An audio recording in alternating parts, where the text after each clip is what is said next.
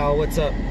Alright, today's video is going to be about this debate we were having at work and debate between I've had with friends and everything like that. Okay, so I watched this video. It says that AutoZone fired someone for the shop was getting robbed. I'll play the clip in a sec. Shop was getting robbed.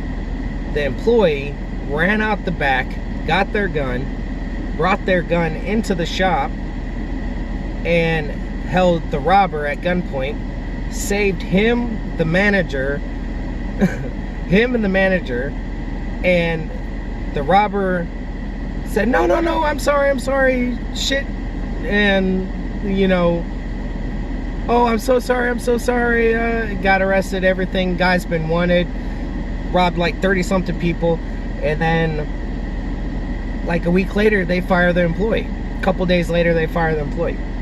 Okay, so my question is I carry a gun.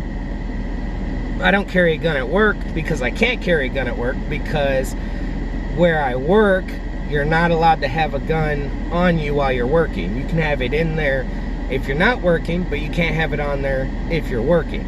So I carry it when I'm not working, but I don't carry it when I do work. Does that make sense? I can't have it working if I'm working. Imagine saving the place where you work and your boss from an armed robber and getting fired for it. That's what happened to Devin McLean, who worked at a Virginia AutoZone store until shortly before Thanksgiving. When a gunman confronted McLean and the store's manager, McLean got his own gun, he's an Air Force veteran, from his car, and the robber ran away. But 2 days later, McLean was fired for violating AutoZone's zero-tolerance policy on guns in the workplace. Devin McLean is here to tell his story this morning. Good morning, Devin. Thanks for coming in. No problem. How you guys doing today? Okay, you were getting ready to close the store when the robber came in. Yes, sir. What was your reaction at that point? Well, initial reaction is just a shock, you know, like, wow, someone's really coming in here and attempting to rob us. Secondly was to comply with, you know, the robber. So he told us to go into the office where the safe is, and from there he made me pull out my cell phone and place it on the counter and escorted me back to the men's restroom. Once I was in the men's restroom, I watched him go back to the front, and as soon as I seen a window or opportunity for me to run out of the restroom, I ran from the restroom to the back door of the store and out to my vehicle to grab my personal weapon and re-entered the store and confronted the robber. Once I confronted him, he pretty much surrendered, threw his hands up, and and.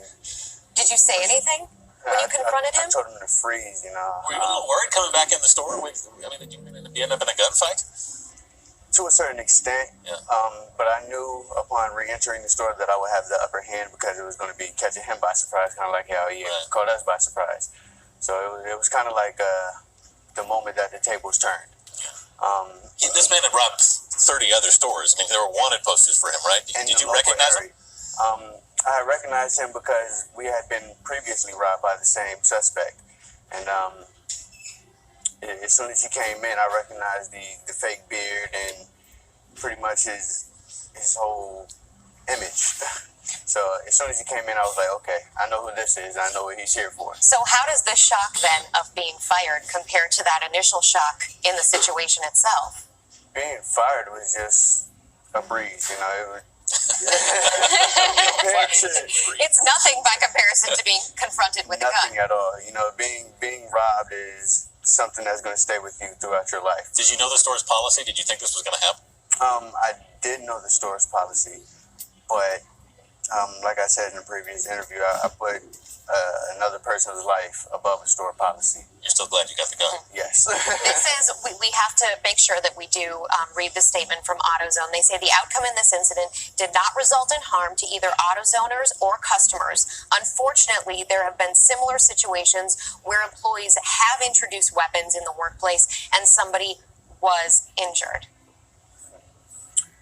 Well, that wasn't the case in this story. I feel like if, you know, any shots were fired,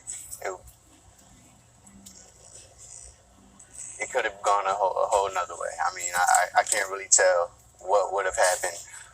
I could just say what happened, you know. And meanwhile, you've had new job offers. Yes, I've had quite a few. A couple in the construction business, and a couple in the heating, ventilation, and air conditioning. So it's going to turn out okay. So yeah, it would turn out okay. Thank I'm goodness. still looking for that one to jump out at me, say, hey, you know, that's the one I want. You're contemplating your options. Yeah, but for now, you know, I have to have some type of work. You know, I got a growing family, so I have to provide in any type of way that I can. Good luck, Devin McClain. Thank you so much for being with us this Thank you. morning. So basically, the laws in Texas, I stay in Texas, so the laws here, just the laws, basically say you can have a gun in your car, but the company can't tell you you can't have a gun in your car because your car is an extension of yourself, but you can't have, the company can tell you can't have the gun while you're working. So long story short, I don't carry a gun at work. I carry a gun when I'm not working. So, but my question is, where we were all having the big debate and everything, is where, okay, is AutoZone in the wrong or is AutoZone in the right? Because the guy didn't have the gun on him while he was working, but when they were getting robbed, he brought his gun into the store after and saved everybody's life. So I want to know what y'all think. Put down in your comments, put your comment. I want to know how you feel AutoZone should have handled it.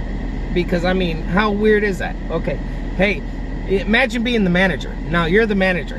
Hey, thank you for saving my life, blah, blah, blah. I'm sorry, we got to let you go.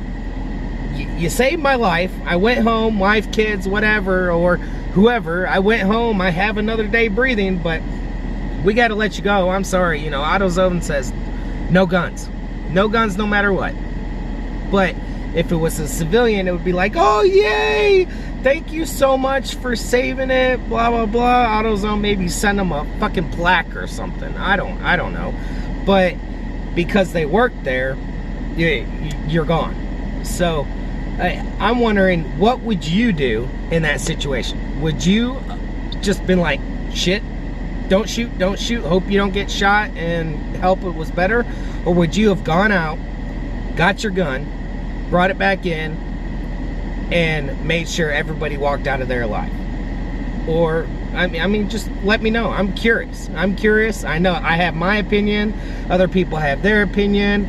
I know some corporates and everything, they're like, you know, hey, it's a fine line, blah, blah, blah.